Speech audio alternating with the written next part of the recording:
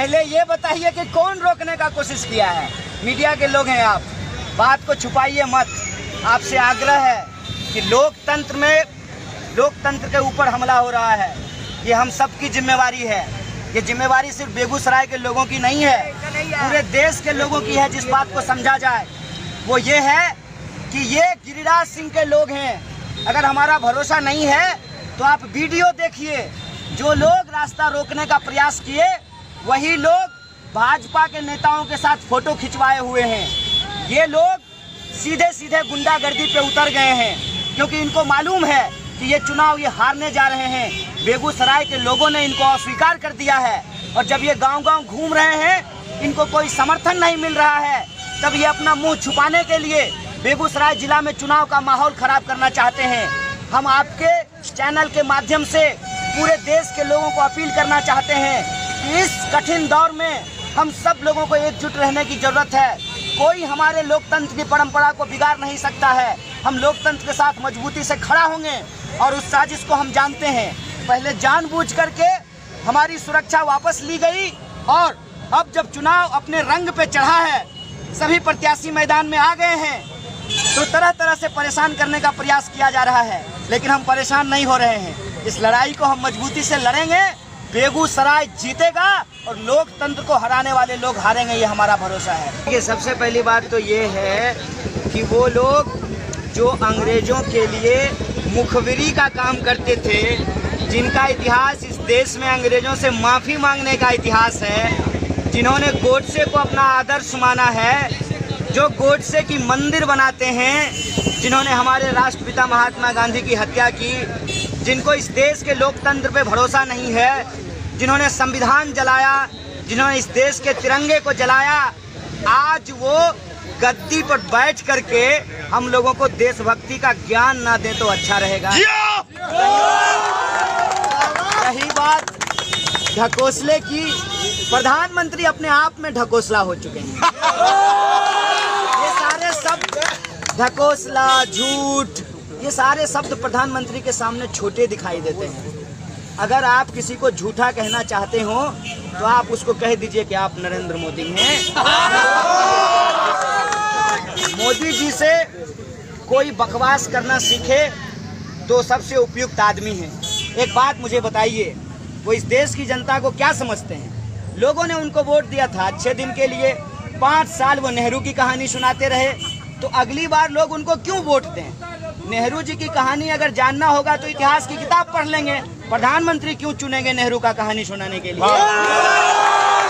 देश के नौजवानों ने साफ कर दिया है कि जुमला नहीं, अधिकार चाहिए, और इस अधिकार के लिए नफरत के खिलाफ जो हमारा संविधान है, उसके जो मूल्य हैं, उसको लेकर के लोगों ने कमर कस लिया है। आने वाले वक्त में एक तरफ मोदी जी का झूठ है, दूसरी तरफ जनता का सच है। ये लड़ाई Modi versus we the people of India की लड़ाई है, और we the people of India जीतेगा, मोदी जी का झूठ हारेगा, ये हमको पूरा भरोसा है। आज जो लोहिया नगर में जिस तरह से आपका विरोध किया गया, इस पर क्या है आपकी?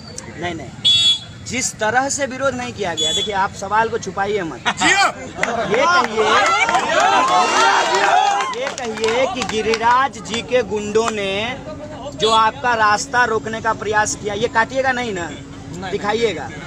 गिरिराज जी के गुंडों ने जो आपका रास्ता रोकने का प्रयास किया, इस संबंध में आप क्या कहना चाहते हैं? तो इस संबंध में हम ये कहना चाहते हैं कि पहले आने के लिए तैयार नहीं थे, आए तो जनता के रिस्पॉन्स से बौखला गए हैं। लेकिन उनको ये समझ लेना चाहिए कि उनके जो मालिक हैं नरेंद्र मोदी जी, जिनका वो माला जपते हैं, जब हम उन्हीं से नहीं डरते हैं तो उनकी गीदड़ भभकी से भी डरने वाले हैं। ये मेरे लिए व्यक्तिगत चिंता का सवाल नहीं है, ये लोकतंत्र के लिए चिंता का सवाल है कि एक प्रत्याशी को, संभावित प्रत्याशी को चुनाव प्रचार से यदि रोकने का प्रयास किया जाता है, चुनाव आयोग को इस पर संगीन तरीके से सोचना चाहिए, गंभीरता से सोचना चाहिए कि ऐसी क्या बात है कि इनके सहयोगी शिवसेना के नेता नितिन राउत कहते हैं कि ईवीएम भी संजय राउत, नाम भी नहीं याद रहता है ना ऐसे लोगों की, यही तो बात है। संजय राउत कहते हैं कि ईवीएम भी हैक करना पड़े तो करो, लेकिन इसको हराओ। ईवीएम आप जोर लगा लीजिए, एटीएम का जोर लगा लीजिए, लेकिन जब जनता का जोर होता है तो ईवीएम और एटीएम का जोर काम नहीं करता है।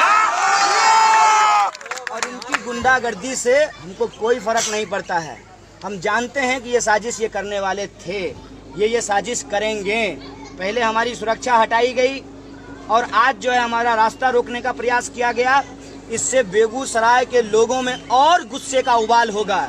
2-4 लोग मंत्री जी का इज्जत रख करके अब आ भी जाते थे उनके काफिले के आसपास, अब लोग और उनके पास नहीं आने वाले हैं, क्योंकि बेगूसराय के लोगों को अपनी मिट्टी पे भरोसा है।